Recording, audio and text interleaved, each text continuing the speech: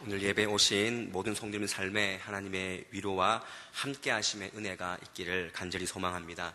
담임 목사님께서는 미국 출타 중에 계십니다. 이번 주에 돌아오시게 되는데 여러분들 가정을 위해서, 일정을 위해서 계속해서 기도해 주시면 감사하겠습니다. 오늘 말씀을 보면 우리가 두 부류의 사람이 등장한다는 것을 분명히 알 수가 있습니다. 한 사람은 손 마른 사람이 등장을 하고요, 또 한 부류는 마음이 마른 사람들이 등장을 한다는 것을 우리가 알 수가 있습니다. 먼저 한쪽 손 마른 사람이 등장을 하는데, 이 사람은 실제적으로 육체의 질병을 가진 사람이라는 것입니다. 같은 복음서를 다루고 있는, 같은 말씀을 다루고 있는 누가복음에 보면 그 사람을 좀 더 구체적으로 오른손 마른 사람이다라고 기록을 하고 있습니다. 반대로 마음이 마른 사람은 오늘 본문에서 우리가 잘 알듯이 예수님을 고발하려고 하는 바리새인들, 그들 향하여서 5절 말씀에 보면은 그들의 마음이 완악함을 탄식하사라는 그 말이 나오는데요, 여기서 마음이 완악하다라는 말을 헬라어로 프로시스라는 단어를 써서 돌과 같이 굳어져 버렸다, 말라져 버렸다라는 단어를 뜻을 사용합니다. 즉 마음이 말라져 버린 사람들, 그 바리새인들을 보고 바로 하시는 말씀입니다. 그런데 결과적으로 이 두 종류의 사람, 손 마른 사람과 마음이 마른 사람, 그 둘의 결과를 보면은 손이 마른 사람은 오늘 치유를 받았고요, 또 마음이 마른 사람은 결과적으로 더 악해져 버린, 더 마음이 굳어져 버린 결과를 낳았다는 것입니다. 그래서 6절 말씀 보면은 바리새인들이 나가서 곧 헤롯 왕과 함께 어떻게 하여 예수를 죽일까 의논하니라. 더 마음이 굳어져 버린 바리새인들의 모습을 우리가 발견할 수 있다는 것입니다. 오늘 등장하는 손 마른 사람, 그리고 마음이 마른 사람, 변명 자체는 다르지만 그 결과가 확연하게 차이가 났다는 것을 우리가 알 수가 있습니다. 같은 장소에서 같은 예수님을 만났지만 결과적으로는 다른 결과를 낳았다는 것입니다. 이 간단한 사실 하나만으로도 우리에게 큰 메시지를 주는 것 같습니다. 오늘 우리가 같은 날, 같은 장소에서 같은 말씀을 받고 같은 예수님을 우리가 바라보고 있습니다. 하지만 어떤 사람은 예배를 통해서 감격과 은혜와 회복을 얻는 반면에 어떤 분은 더 마음이 완악해지고 굳어지고 아무것도 얻고 가지 못하는 그런 결과를 낳을 수가 있다는 것입니다. 저는 바라기는 우리 안동 서부교회 오늘 예배하러 오신 모든 성도님들의 마음이 오늘 손 마른 사람이 회복된 것처럼 마음이 치유가 되고 또 육신이 치유가 되고 우리 영혼이 치유가 되는 그런 은혜의 역사가 있기를 간절히 축원합니다. 오늘 말씀을 통해서 우리가 변화를 받아야 합니다. 말씀을 받을 때마다 내 생각과 내 마음에 있는 모든 갈등들은 내려놓아져야 됩니다. 그것이 말씀 앞에서 이루어져야 한다는 것입니다. 그래서 로마서 12장 말씀에 보면은 이 세대를 본받지 말고 마음을 새롭게 함으로 변화를 받아 하나님의 선하시고 기뻐하시고 온전한 뜻이 무엇인지 날마다 분별하라라고 말씀했습니다. 여러분들 무엇으로 이 악한 세대에서 우리가 선하고 온전하고 기뻐하시는 것을 우리가 분별할 수가 있겠습니까? 그것은 말씀밖에 없다는 사실을 여러분들 믿으시기를 바랍니다. 그러므로 말씀 앞에서 우리가 하나님 말씀을 받을 때 내 생각과 부딪혔을 때 그 말씀이 이기고 우리의 생각이 지는 그런 역사가 일어나야 한다는 것입니다. 예수님께서 안식일에 회당에 들어가셨습니다. 들어가셔서 바리새인들을 만났습니다. 그런데 오늘 말씀 보면은 처음 가신 것이 아닙니다. 뭐라고 말씀하냐면 1절 말씀에 예수께서 다시 회당으로 들어가셨다라고 말씀합니다. 여기서 다시, 이것은 처음이 아니라는 것입니다. 복음서에 보면 예수님께서 바리새인들과 서기관들과 함께 충돌하는 장면이 나오는데 무려 5차례나 충돌하시는 그런 장면이 나옵니다. 여러분들 왜 예수님께서 그 바리새인들, 종교적으로 딱딱한 그 서기관들을 만나고 대면하고 말씀을 하시겠습니까? 약 올리려고 그랬습니까? 아닙니다. 그것은 말씀을 통해서 그들이 가지고 있는 선입견들, 생각들을 깨시기 위해서 계속해서 5차례나 충돌하시고 만나시고 이야기하셨다라는 것입니다.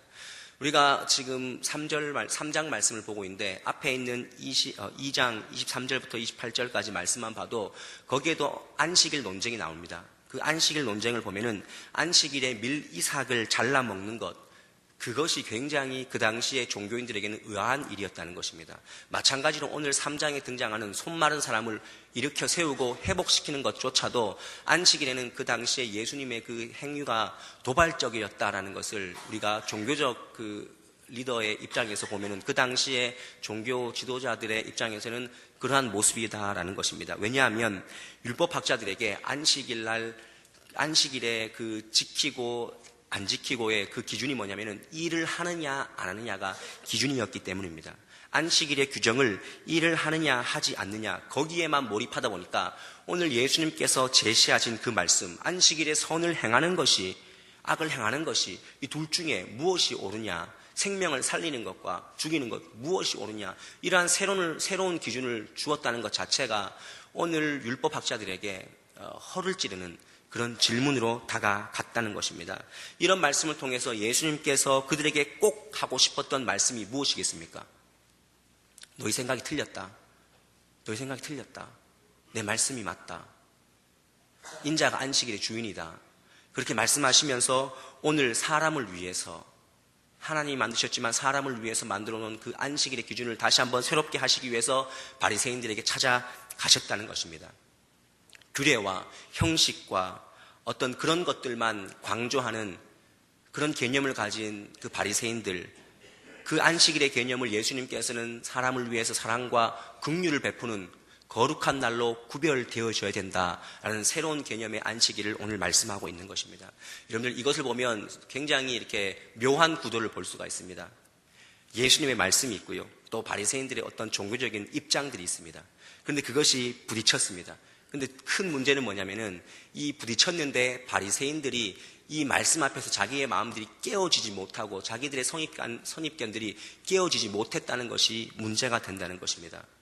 동일하게 우리가 오늘 바리새인들을 보면서 우리가 붙잡고 있는 생각들, 선입견들, 그리고 의지가 말씀과 부딪힐 때 우리의 생각을 내려놓을 때만 변화가 있고 은혜가 있고 회복이 있다는 사실을 여러분들 믿으시기를 바랍니다.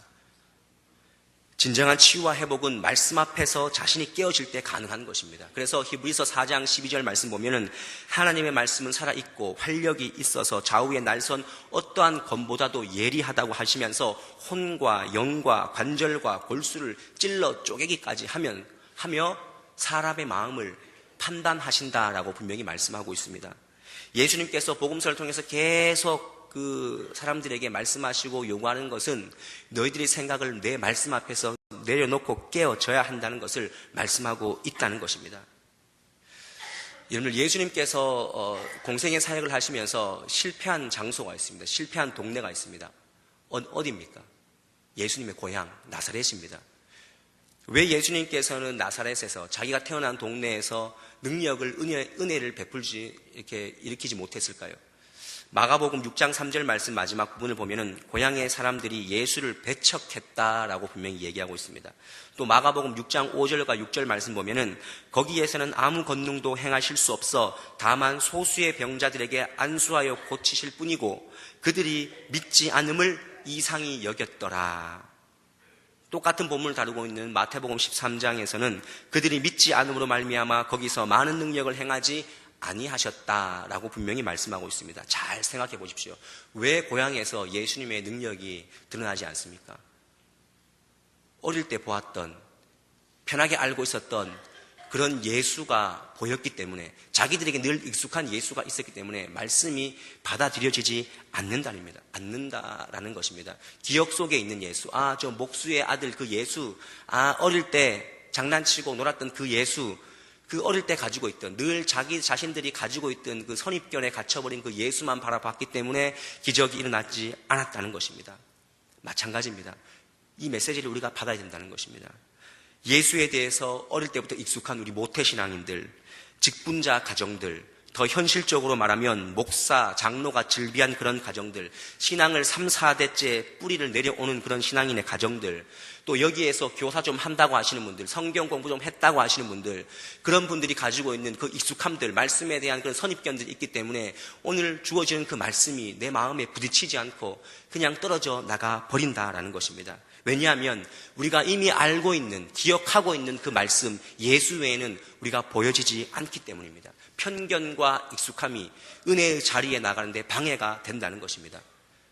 그러나 우리가 오늘 꼭 기억해야 할 것은 편견과 익숙함을 넘어서지 못하면 절대로 이 자리에서 여러분들 은혜를 받지 못한다는 것입니다. 이 자리에 매주 52주를 드려보십시오. 편견과 익숙함과 여러분들 생각을 가지고 이 자리에 말씀을 받으면 절대로 은혜가 없고 변화가 없다는 것입니다.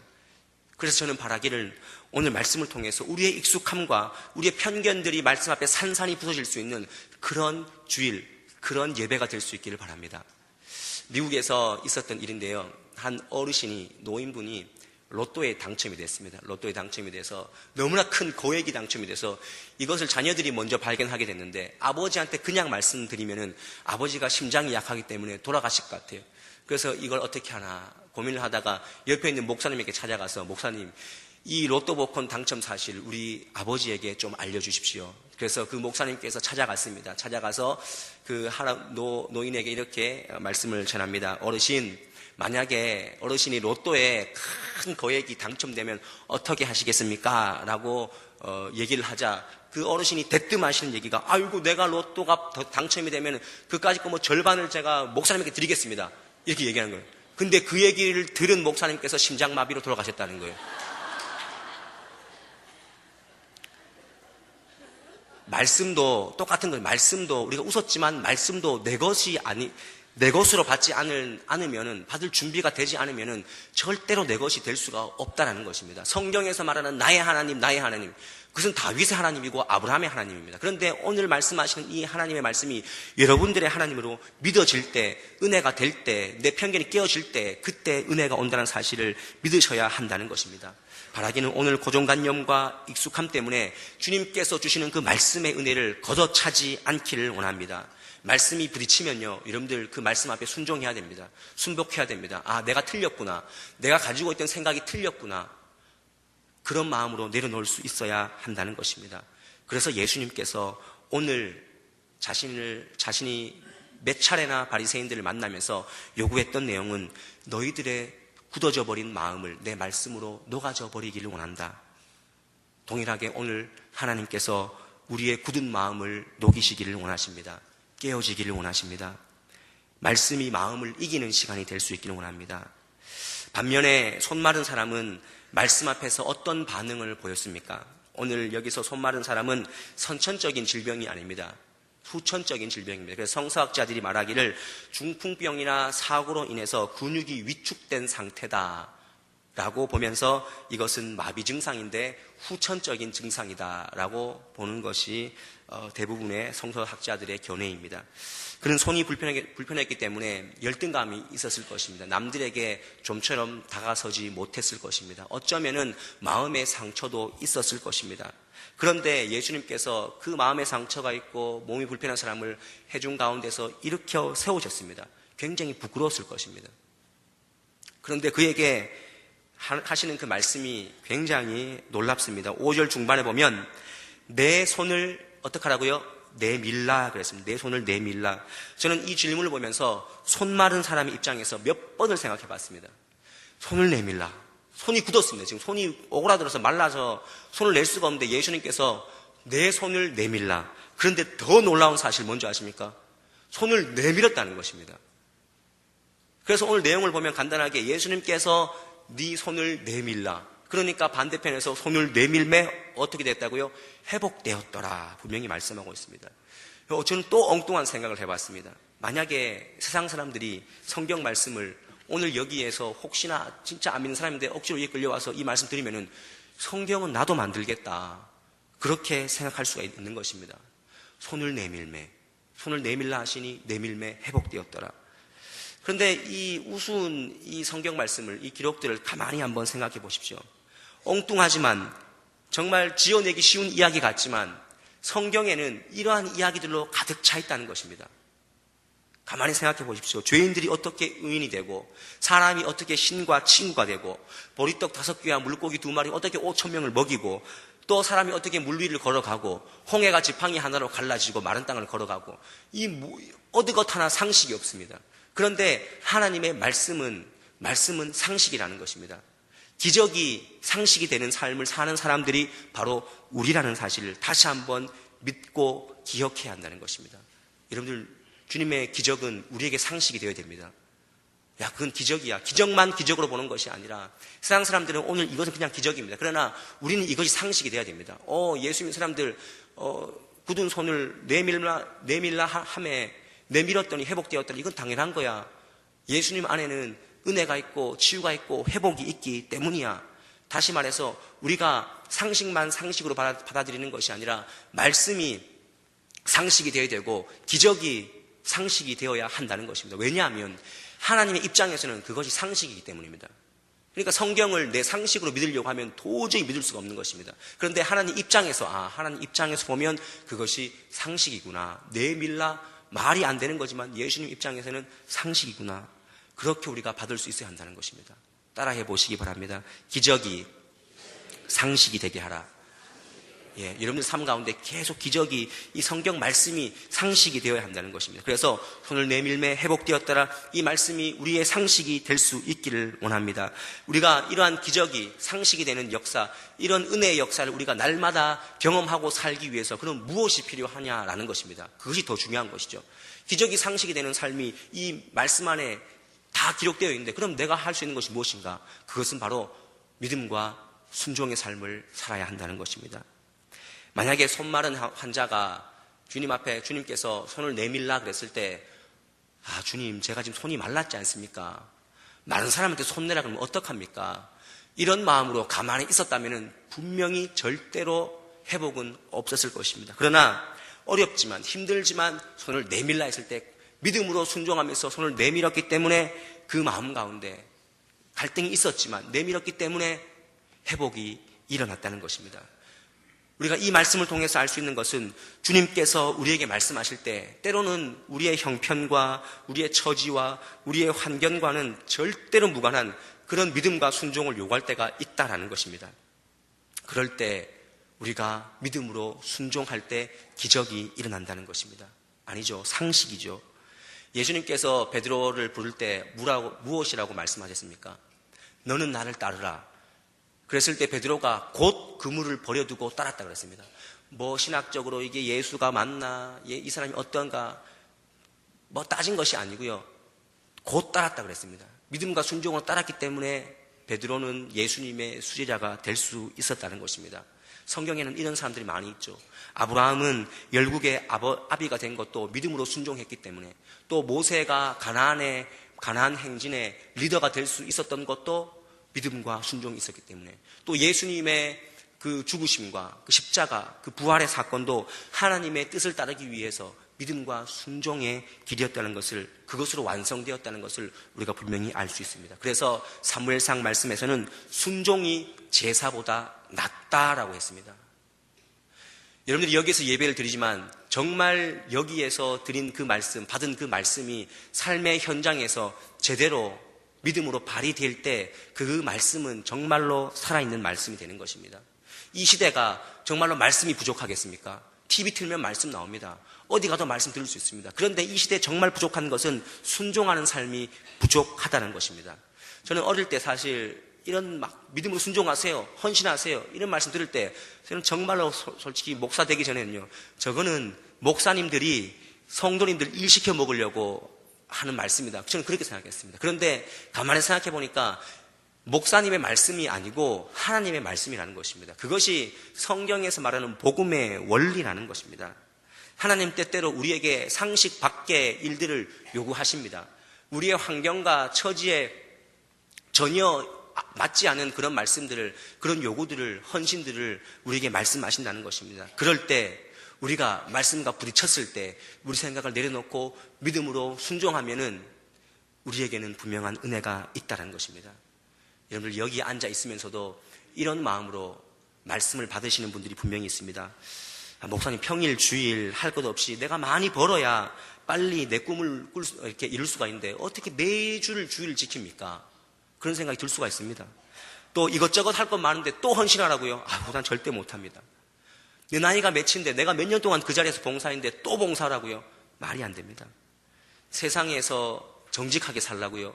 목사님, 정직하게 살면 절대로 성공할 수 없습니다. 그런 마음 드시는 분이 있을 것입니다. 원수를 사랑하라고요? 목사님이 그 사람하고 한번 살아보세요. 그런 마음으로 말씀을 받으시는 분이 분명히 있을 것입니다. 하지만 하나님께서는 우리에게 삶의 자리와 부딪히는 말씀을 주셨을 때 말씀 앞에 오늘도 순복할 때 축복을 주신다는 사실을 아셔야 합니다. 제 개인적인 얘기를 해서 정말 죄송한데요, 제가 이 말씀을 준비하면서 나는 그런 말씀을 전하는 나는 그런 적이 있었는가 생각해 봤을 때 제가 사실 이 교회의 청년부를 2년 동안 회장을 한 적이 있습니다. 제가 이래봐도 청년부 연임했던 사람입니다. 연임이 요즘에 얼마나 힘듭니까? 제가 연임을 했던 사람인데 제가 근데 중요한 건 대학교 3학년 때 회장이 됐어요. 그래서 제가 정말 가슴이 아팠어요. 왜냐하면 3학년 되면은 취업 준비해야 되니까. 그때는 제가 신학을 하지 않았습니다. 취업 준비해야 되니까. 근데 열심히 했습니다. 나름 그래도 이렇게 청년부가 어려우니까 했습니다. 그런데 11월 달, 그해 3학년 11월 달 총회를 하는데 갑자기 또 추천하는 것이 고재강 형제를 추천합니다. 또 하는 거예요. 제가 그 얘기 듣고 회장 됐는데 울었어요. 왜냐하면 나는 4학년이다 이제. 내가 할 수 있는 게 없다. 내가 열심히 했지 않느냐. 그래서 제가 추천한 그 형제한테 욕을 했습니다. 그런데 일주일 지나고 2주 지나고 그 말을 받았어요. 하나님께서 주시는 의미가 있겠지. 열심히 했습니다. 그런데 중요한 것은 정말 이것은 제 개인 간증인데요. 제가 1학년 때부터 4학년 때까지 그 대학 성적 중에서 3학년, 4학년 성적이 제일 좋았습니다. 제가 4학년 때는 4.0 이상을 막 올라가는 남의 일이라고. 중요한 것은 뭐냐면 제가 말씀드리고 싶은 것은 하나님께서 손 마른 사람의 상태를 모르고 내밀라 하시지 않았다는 것입니다. 형편을 다 아십니다. 지금 네 자리를 다 안다는 겁니다. 그런데 그 믿음을 요구하신다는 것입니다. 그리고 그에게 은혜를 주신다는 것입니다. 누가복음 6장 보면은 예수님께서는 그 마음이 굳어져 버린 바리새인들의 마음도 알았습니다. 그래서 뭐라고 말씀하시냐면은 바리새인들의 생각도 미리 아셨다 그랬습니다. 미리 아셨다. 예수님은 손 마른 사람의 형편을 아셨고 그 믿음을 보기를 원하셨습니다. 우리가 오늘 이 말씀을 통하여 다시 한번 힘든 자리지만 말씀 앞에서 내가 이거는 도저히 안 될 것 같은 그런 자리이지만 믿음으로 순종하면 그 기적의 주인공, 그 하나님의 은혜의 주인공은 우리가 될 수 있다는 사실을 믿으시기를 바랍니다. 오늘도 여러분들 삶 가운데 믿음을 발휘하셔서 어려운 부분들 내놓으십시오. 그래서 다 펴지는 역사가 일어날 수 있기를 원합니다. 건강의 문제도 어렵지만 믿음으로 내놓으십시오. 물질도 어렵지만 믿음으로 내놓으시고, 진로의 문제도 어렵지만 순종하시고 믿음으로 내놓으십시오. 그리고 모든 가정의 자녀의 문제도 어렵지만 말씀으로 믿음으로 내놓을 때 그 모든 것이 펴지는 역사가 있을 줄 믿습니다. 여러분들 왜 신앙에 간증이 없습니까? 간증이 없는 이유는 딱 한 가지입니다. 말씀과 내 상황이 부딪혔는데 말씀이 지는 것입니다. 지면 간증이 없습니다. 근데 말씀이 이기면은 간증이 있는 것입니다. 우리 안동 서부교회가 90주년을 이제 맞이했습니다. 얼마나 수많은 사람들의 믿음의 행진, 순종의 행진이 있었기 때문에 우리가 이 자리에서 예배 드리는 것 아니겠습니까?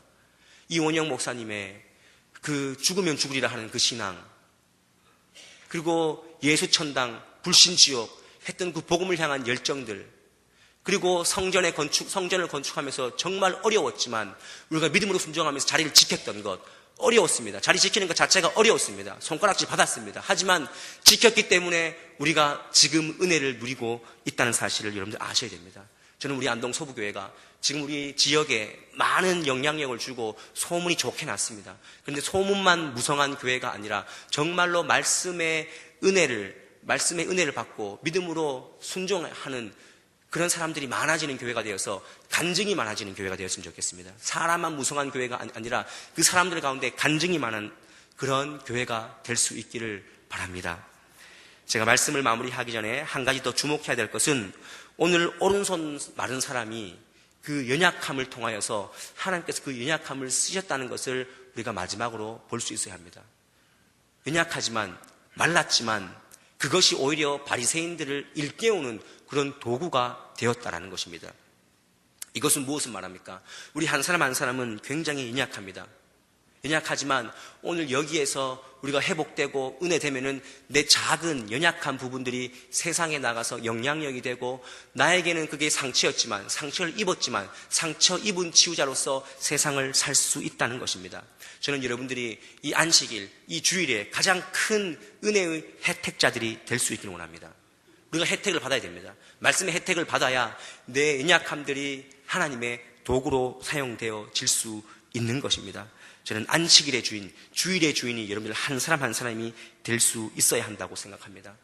여러분들은 어쩌면 손 마른 사람들처럼 지금 이 자리에 왔지만 열등감을 가지고 오신 분도 있고 패배의식을 가지고 오신 분도 있고 절망을 가지고 오신 분들도 분명히 있을 것입니다. 하지만 그것을 하나님께 펼 때, 믿음으로 순종하며 나아갈 때 하나님께서 그것을 펴게 하시고 그것을 통하여서 나보다 더 큰 사람들, 나보다 더 잘 나가는 사람들을 부끄럽게 하는 그런 도구로 사용하실 줄 믿습니다. 사도 바울처럼 그래서 내가 약한 그때가 강함이라, 그 고백이 우리의 고백이 될 수 있기를 원합니다.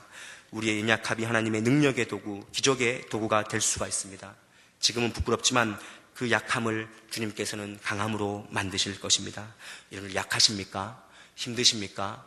물질과 건강과 가정의 자녀의 진로의 문제가 다 오그라져 있습니까? 하지만 하나님께서 그때가 하나님께서 일하시는 때임을 믿으시기를 바랍니다. 그래서 기대하시고 기도하시고 기다리셔서 하나님의 능력을 맛보는 여러분들이 될 수 있기를 원합니다. 말씀을 마무리하겠습니다.